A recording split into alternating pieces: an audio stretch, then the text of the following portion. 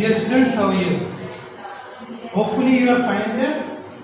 And as you know that we are in chemistry class and we are discussing chapter number 2, and this is a series of lectures, and this is lecture number 5. In this lecture, first we have discussed different laws of the chemical combinations, and now we are discussing a very important term, the atomic mass. Atomic mass is nothing but the base of the chemistry, I think, and you have to realize it very well, otherwise it will make you difficult to understand the chemistry ahead. Atomic mass, जैसे कि नाम से जाहिर है, the mass or the weight is the a constant quantity which every matter has. In case of atoms, the term atomic mass refers to the number of protons and neutrons. Why we take the number of protons and neutrons as an atomic mass? हम atomic mass में protons और neutrons को क्यों लेते हैं? Because we know that atom have three basic atomic particles, subatomic particles: electrons, protons and neutrons, in which protons and neutrons reside inside the nucleus and the electron have revolved around the nucleus. In these particles, the electrons have very negligible mass.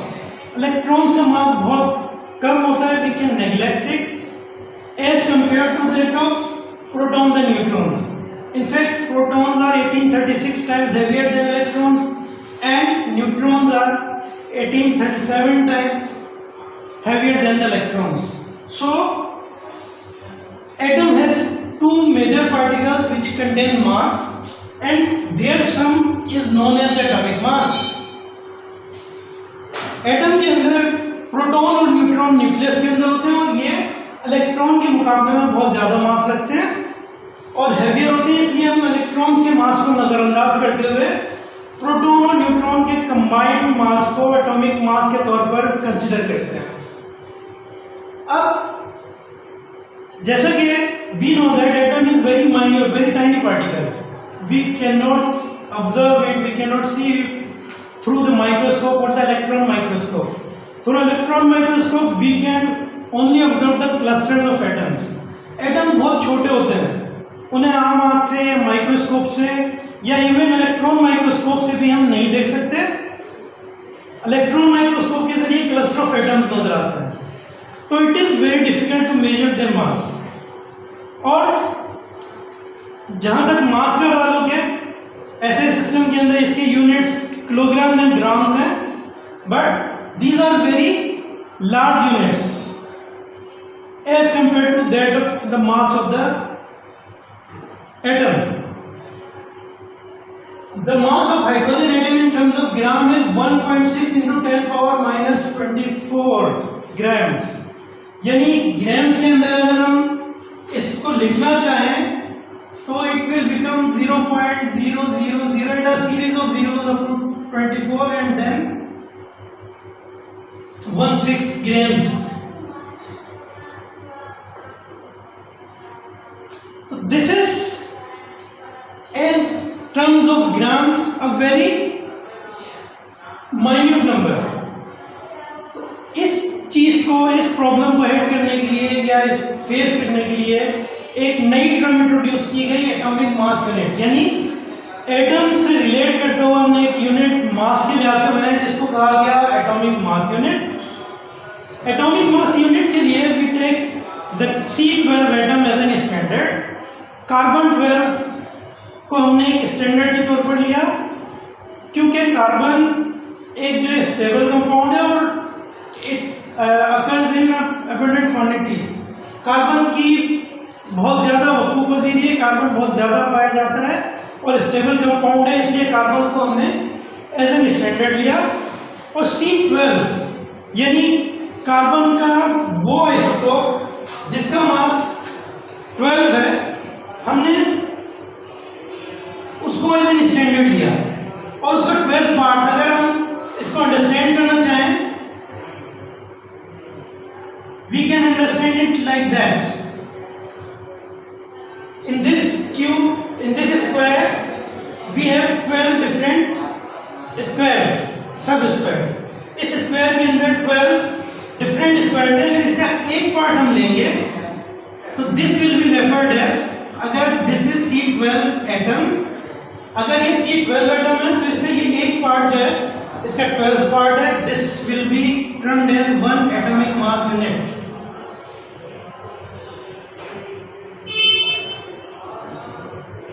अच्छा, C12 के different carbon के different isotopes exist करते हैं nature के अंदर.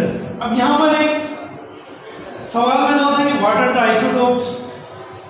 Isotopes के हवाले से समझने के लिए हम इस तरह से देखते हैं कि हम एक एग्जांपल लेते हैं फ्रूट्स की. आजकल मैंगो सीजन बहुत ज्यादा है. Everybody like mangoes, specially in our Sindh reason.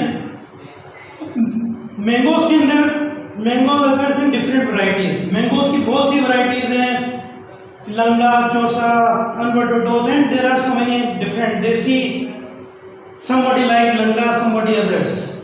अगर हम मार्केट में जाते हैं तो इसकी डिफरेंट वैरायटीज की प्राइसेस डिफरेंट होती है. सपोज कि इसकी कोई वैरायटी जो है वो मैंगो की 100 रुपये पर केजी मिल जाती है, कोई वैरायटी 8 रुपीज पर केजी मिलती है. Although they are mangoes, but due to different kinds, there exists different taste. उनका टेस्ट डिफरेंट होता है, उनकी वैरायटी डिफरेंट होती है, उनकी प्रॉपर्टीज एक दूसरे से कुछ मुख्तलिफ होती हैं. Same is the thing with the elements. In nature different elements exist in different forms. Same element में अगर इन डिफरेंट फॉर्म्स, नेचर के अंदर एक ही एलिमेंट मुख्तलिफ फॉर्म्स के अंदर एग्जिस्ट करता है. फॉर एग्जाम्पल, कार्बन दो डिफरेंट आइसोटोप्स या दो डिफरेंट फॉर्म्स के अंदर एग्जिस्ट करता है. One is referred as C12 and the other is referred as C13.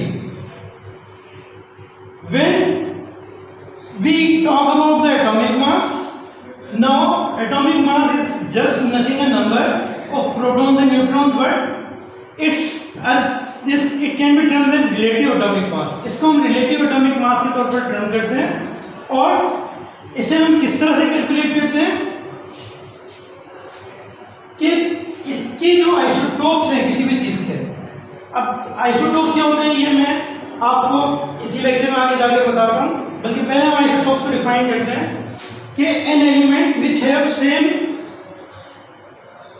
Atomic number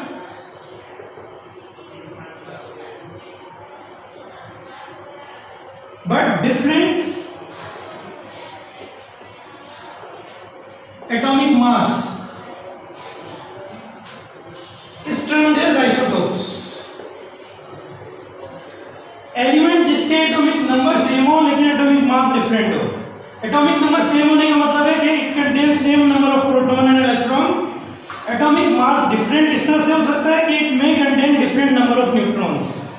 neutron number में very, but number of electrons or protons will remain same. So this is known as isotopes. अब C12 ये carbon के दो isotopes का मतलब ये है कि C12 के अंदर 6 प्रोटॉन्स हैं और 6 न्यूट्रॉन्स हैं. C13 के अंदर 6 प्रोटॉन्स हैं और 7 न्यूट्रॉन्स हैं. एटॉमिक नंबर दोनों का 6 है, लेकिन एटॉमिक मास अगर 6 + 6 12 और 6 + 7 13. मास नंबर दोनों का डिफरेंट है. So these are two different isotopes of carbon.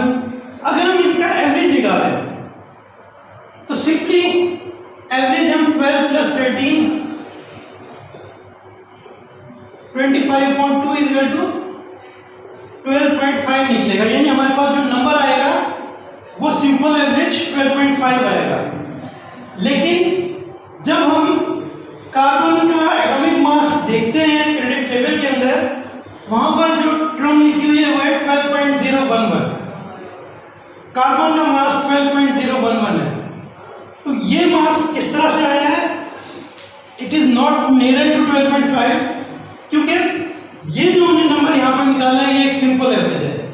उसके मुकाबले में ये जो नंबर है 12.011, this is called weighted average. This depends upon the percentage of presence या occurrence of different isotopes. Carbon के जो दो आइसोटोप्स हैं उनमें C12 की जो अकरेंस है वो 98.889% है, जबकि C13 की अकरेंस है 1.11%. It means if we have 1000 atoms of carbon, among them 988 atoms will be of C12 and only 12 or 11 atoms of C13. तो जब हम एटॉमिक मास कैलकुलेट करते हैं, then we also take account of the percentage. We multiply this number with this. 12 multiplied by 98.889, 13 multiplied by 1.11, then their answer we take their answer and then we divide it by 2. यानी जब इन numbers को आपस में multiply करते हैं और फिर उसके बाद उसे डिवाइड करते हैं, we take this answer. So in this way we calculate the average atomic mass. It is also termed as calculated या weighted atomic mass. Weighted average, इसको weighted average भी कहा जाता है.